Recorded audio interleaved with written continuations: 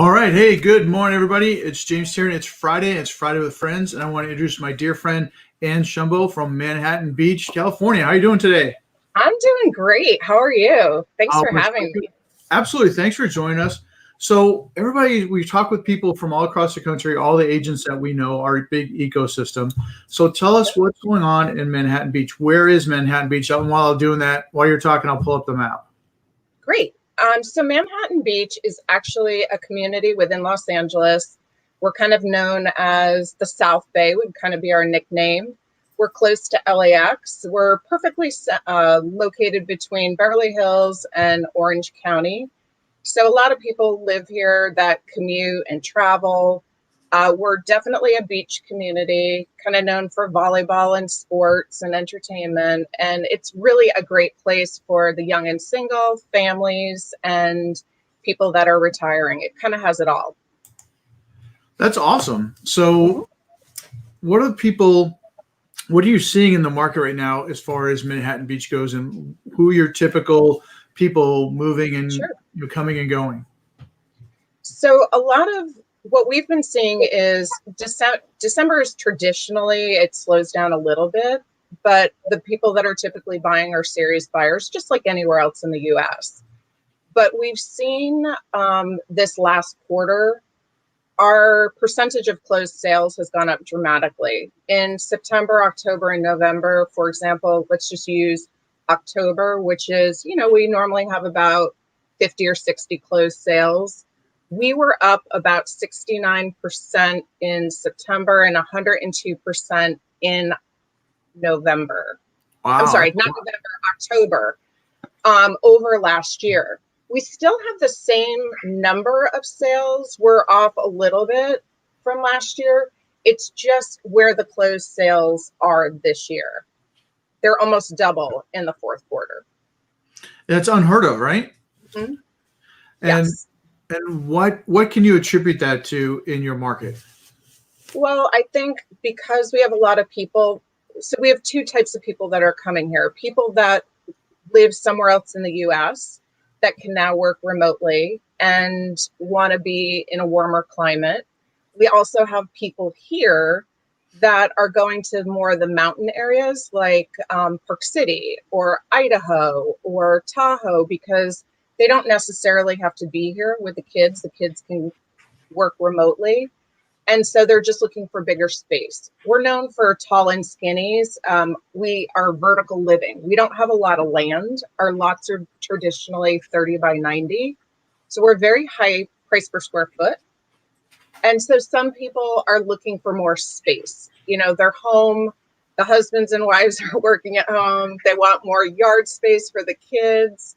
They want to get away. So we're seeing people coming here for the weather, but we also see people here moving for more space. Okay, so you're seeing so people moving to other markets looking for more room, and the people coming to Manhattan Beach, they're looking for more of a different feel, right? Yes, different lifestyle, just to be outside, warm weather.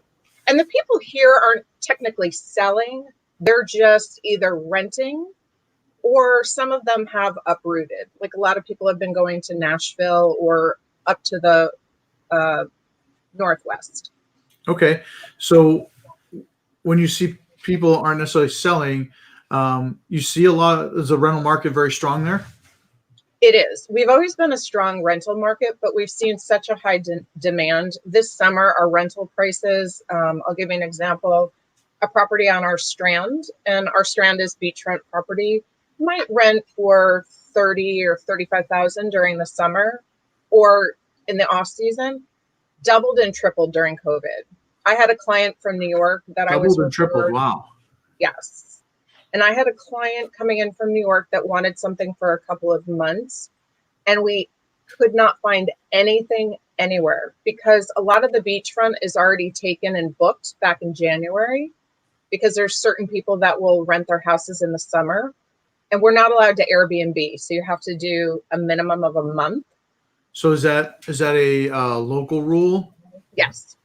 Okay. Yes. So they changed it a few years ago where we could Airbnb, and now the minimum is a month. And so we were having a really hard time finding rentals. I actually had to go to next door for my client and say, would anybody rent their home? And that's actually how I found my client's property. Well, that's the kind of thing that you do because, we do things that are out of the box, extreme times call for extreme measures. So how do you Sure. find a place? And next door is a great example of how you do that. Yes, exactly. So I want to go back. You said when people rent for the summer, it's about, you said 35,000. It just depends on where you are. Some properties could be 15,000, some could be 30. There's some on the Strand that rent for 60, 70,000. So we're kind of all over the map depending. We're a pretty high price point. Yeah. What's So the time frame? Is that like the whole summer? Is that a month? it's traditionally the high season would be sometimes going into June, but obviously July and August. And then September, it typically goes down because here the schools start in August. And then depending on across the country, like I'm from Connecticut, so it's weird for me for school to start in August because I went to school in September. Yep. So Me I too. think it's kind of different, to be going to school in August. But I would say June, July, and August, with July and August being the high Okay. part.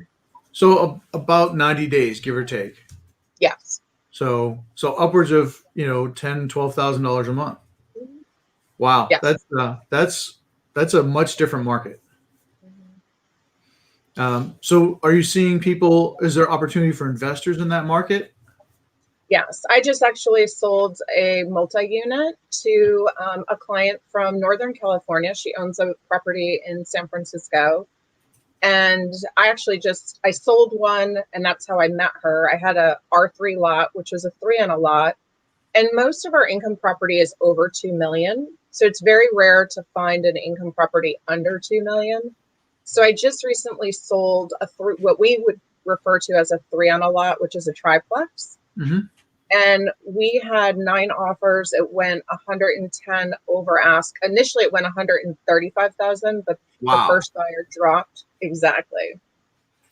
And so I actually had a client doing a 1031, and she needed to identify a property in 4 days. And we didn't have a lot of inventory. And I had a friend, we network a lot in our community with other agents, and she had a property that I remembered she had shared with me. So I called her and we were able to make the connection and got her into escrow. So we just closed on it. So with the interest rates being where they are, we're suggesting to our clients, whether they buy here or we introduce them to people across the country that we all know, where they can put their money somewhere and really take advantage of the market. That's incredible that you had a property that was selling for that much over asking price. How did the appraisal turn out? I was on the list side, so I don't know. I was not privy to the information. So, and I have a good relationship with the agent. Now, did they just waive the appraisal? Yes, we had them waive it. Yeah, so that's completely different. I mean, we're seeing sometimes people at or a little bit over asking price, but nothing $100,000 over ask, and nobody's waiving appraisals here. We see it a little bit in multiple offers because we're such a high price point. We typically don't see those like 10, 20, offer type situations like you do in Northern California. Northern California is very different. Everything's waived. The appraisal, everything, they're pre-underwritten before they're even writing offers. Mm-hmm. And they always do their inspections first before they even open escrow. So the sellers do the inspections, right? Yes. And we're here.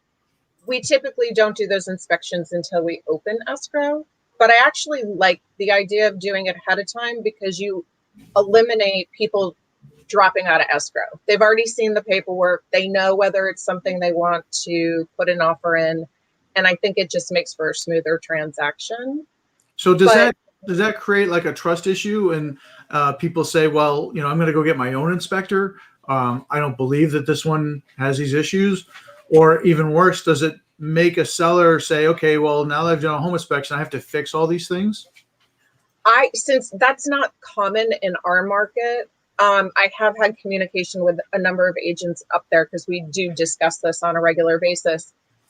There's some agents that will recommend to have their own inspection as well, but at least they go into it with their eyes wide open. Yep. And then the other thing is it does allow the homeowner the opportunity to handle some of those repairs ahead of time and be prepared for what's going to happen. Sure. So I mean, I think it's actually a positive thing. Yeah, I'm thinking, okay, hey, we fixed, these 5 things, and Yes. these 5 things are your responsibility. They're your problem. Mm-hmm. Everybody looks at things differently, and I think doing an inspection early, sometimes I recommend it here if someone's been in the home a long time, because if you haven't been in the attic, you definitely want to get someone up there, just so you don't have any surprises. It's all about knowledge. Mm-hmm. And I actually would have done it on my particular R3 lot ahead of time, but my client, it was a probate sale, so there was family things that we had to take care of. And so we were running late to market, and it didn't allow us the time to do it because my client really wanted to get it on the market. Had we had time, I would have suggested it because I do think it's a good idea, especially for those kind of sales. Oh yeah, especially like you said, a probate sale. Yeah. If someone who doesn't know that much about the house, it's a good opportunity just to be smarter. Yeah, so, exactly. So are you seeing a lot of people come to, I mean, who are the people you're seeing come to the area? And you work beyond Manhattan Beach. You cover the whole LA market, right? Yes. So basically Manhattan Beach is what we call the South Bay. So the South Bay consists of Manhattan Beach, Hermosa Beach, Redondo Beach, and something what we call the Hill. The Hill being like, if we look at your map, where the red dot is, if you zoom in even further, you'll see Manhattan, and you'll see me looking this way to my right because I have a larger screen over here. Yep, me too. But if you go to, you see Redondo Beach? Yep, right here. So yes. And then you go further down south, you'll see a big area, and that's called what we refer to as the Hill. It's kind of like the Malibu of the South Bay. Okay. That consists of like rolling hills, Palos Verdes, Rancho Palos Verdes. That particular area is very family oriented. Your lots are much, much bigger up there. That's where you might have a pool. It sits way up on a cliff, so there's spectacular views up there, as opposed to down in Redondo, Hermosa, and Manhattan. We're a little bit flatter. Our lots are typically 30 by 90, unless you're a little bit further east of the beach. And so we're much more vertical. And what's really interesting about our properties, which is different than other places in the US, and I found it interesting when I first moved here because I came from Connecticut and Boston, is we have a reverse floor plan. So sometimes it's very unusual for people when they come from the East Coast. I have a lot of East Coast clients, and they're like, what's this? And when you walk into a house, you typically walk into an entry, and you're either on, they dig down here. So we don't have basements, but we are a little bit into the ground. And that's kind of like where your family room is and maybe a home office or another bedroom. Second level is where your master bedroom is, your bedrooms. And the third level is where your living room, kitchen, those types of rooms are, because they're typically taking advantage of the views. Okay. So we just say reverse floor plan. And then there's some homes that are traditional, like everything's on the bottom floor and bedrooms are upstairs. But for the most part, all new construction, it's a reverse floor plan. That's so interesting. So you come in, you get a foyer and like a living room or something, and then the bedrooms are on the second floor, and you go up to the kitchen on the third floor. That's in the family room. That's where your views are. Yes. And so what they're starting to do in new construction here is they're starting to add elevators. Because before, a lot of people that had families up in Palos Verdes, where the homes are very, very large, they're traditional in the sense like living's on the first floor, the bedrooms are on the second floor, and they take advantage of these beautiful views. They may have a pool. We don't have anywhere to have a pool. So as people's children are going off to college, sometimes they want to scale down and be in a more populated area, or, where they can walk to the beach and they can go into town. So what's been very nice is with the new construction, by adding the elevators, people can age into their home because they don't have to worry about the stairs anymore. There is an elevator so they can go up and down, which has been really great because we can sell to a broader audience now. Yeah, I love the idea of having elevators because, as you said, people are aging in place, and here we have a shortage of ranches, and so people are wanting ranches. They want to be on one level, and that's because everybody, hey, none of us are getting any younger, right? Sure. And so, and that's been traditionally very hard here in Manhattan Beach, is that we have people that want to live here, but we never had the right homes for them to, age into.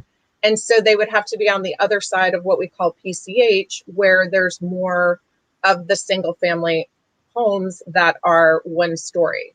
And that's just because the lot sizes are larger. Absolutely. Yeah. And that makes a lot of sense. And I think with those price points that you're dealing with, it's something that people can definitely build in and work with, and really be much more accommodating and not have to worry about moving, one last time. And if they love their house, the only time people would need to move, they need to just have less house, and that right size. Nobody wants to downsize, but everybody right size. And we've had a lot of that. So a lot of the people, like when you were talking about who the buyers are, who the sellers are, a lot of them are just shifting within our community. They're finding that their home doesn't work for them, and they either need more space or they have too much space. So we're seeing some of that too within our own community. Yeah, well, it's a really good time with interest rates to do those moves, those lateral moves, whether you're moving up or moving down. And I think we've seen a lot of people move up because when you're stuck at home 24/7 and you have kids, you have to work from home, you're like, okay, I need more space because it's too crowded. And so I would say a lot of the calls that I've gotten are that same thing. It's families that have been in apartments or condos and they need that space because the kids are at home and the parents are both working. And so a lot of those didn't know that they could even buy. And I'll introduce them to my lender. Like, I'll give you an example. I just recently, I love first-time home buyers. And I had this gentleman who was introduced to me, and he's like, Ann, I don't think I can buy for another 6 months. And I said, you know what? This is what I always encourage people to do, is to have a conversation with a lender, even if you're looking a year from now, because there's so many things that you could do. There might be an issue with your credit that you might need to get fixed, and you can work on that. Or it could be that you actually have money that you didn't know. I'm sorry, that's the wrong thing. Meaning you could have more than you think you have. Sure. And for example, my lender had suggested, if you have somebody that can gift you $15,000, with the money that you have, we can put you into this program and you can buy now. And it turned out with my client's credit, a gift from his aunt, and the money that he and his wife had saved, we were able to get him in to a property, take advantage of the interest rates without him waiting until January. And he was ecstatic. Yeah, the ability to do that is just incredible. You don't know what you don't know. Right. And we work in this all the time. And it's very frequent that people are surprised once they have that conversation with a lender in their ability. And so many people believe that they need to have 20% down, and you just don't anymore. It's shocking how many people believe that. Right. And there's so many opportunities out there. I mean, it was difficult initially when COVID started because a lot of the 5% was a little bit challenging, and the big banks weren't doing that. And it was a little bit harder. But there are opportunities out there when you're paired with the right lender. And I just always believe in preparing clients for home ownership, whether it's 3 months, 2 months, 10 months, or a year. There's nothing wrong with preparation. And I think a lot of times people are nervous and they don't know that they can be having those conversations. Yeah, absolutely. It's absolutely just it's always about education and telling people the different things, because you and I work in this every day. This is what we do. Sure. And we take a lot of the simple things for granted. And it's just important to have those conversations with people when they reach out to us, so that we can help them along their journey. Well, and it's interesting because I was wine tasting up in Santa Barbara, and I met this lovely couple, and I was actually supposed to be there for a networking with another agent who ended up not being able to make it. So I had gone over to one of the wineries, and I was talking to the winemaker, and another couple came in, and we got to talking, and I said, what are you guys doing up there? And they were there for the weekend having a lovely, getaway together. And they asked me what I do. And I said, I'm a real estate agent. And they said, oh, they lived in Burbank at the time, which is north of me. And they said, but we don't think we can buy here. We want to buy up in Santa Clarita. And I had been referred a client from an agent up there from our network. And I said to them, even if you're looking a year from now, I'd be happy to connect you with somebody up there who can introduce you to a local lender. And at least it gives you an opportunity to put a plan in place. And they were so excited. I put them in touch, and they were thinking they were a year out. And she called me like 4 months later, and she's like, send me your referral agreement. They're in contract. That's awesome. Because they didn't even know that they could purchase. Yeah, absolutely. You never know. And until you talk to the right people, just get out of your own way. So it was great. So, Ann, what are the things that you want people to know when they're working with you, if they're coming to Manhattan Beach or the greater area? What are the 3 things you really find that are important to let people know? Well, regarding our community, there's different things. Traffic plays a major part of Los Angeles, and I pretty much know all of LA because before I was in real estate, I was in corporate. So I basically covered the whole West Coast. So I know the traffic patterns from where people live. So sometimes people think they want to live in one market, but then once they drive it, they realize they don't. So the thing that I love about Manhattan Beach is the location in terms of proximity to everything, to LAX, to LA proper, and to Orange County. So people who are commuting are equal distance. Okay. And they can easily access the airport. And a lot of people don't even realize that we're south of the airport. We're like 5 miles away. So it's fantastic for location. It is a great family-oriented location, but it's also great for young people out of college and for people that are retiring. And we're also known for our food and our sports and entertainment. We've got a lot of activities that are here. We've got the AVP every summer. And it's just overall, it's a great volleyball, right? Yes. And I didn't know anything about volleyball until I moved here, but all the major volleyball players live here. It's home to a lot of sports people because of the location. They can travel easily. A lot of the, and now with football coming to LA, the proximity to everything is very convenient. But it's also known for our school systems. We have some of the top schools in the entire state. So even people from like West Hollywood, that when they were single, they might have liked living up in LA or Beverly Hills or up in Woodland Hills or somewhere down south. They love it for the school system for their children. Okay. So we've kind of got the best of both worlds. Awesome. Hey, Ann, thank you so much for talking with us, especially during the holiday season. If you have questions for Ann, you want to reach out, we've put her information down below, and you'll be able to see it throughout the video when you're watching on replay, or you can reach out to us directly. And we have a huge network of agents all across the country, just like Ann. So if there's someplace you want to be, and we haven't talked to them yet, drop us a note, let us know, and we'll get you connected. And more importantly, we'll interview them and learn all about their community so you can start having that conversation about where you'd like to go next. Thank you so much, Ann. Happy holidays. I wish you guys the best. I can't wait to see you again the next time we get a chance to get together. I know, it's been too long.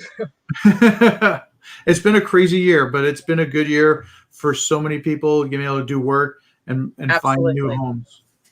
All Absolutely. right. Thank you so much. Have a great holiday. Thank you. You too. Bye-bye. Bye-bye.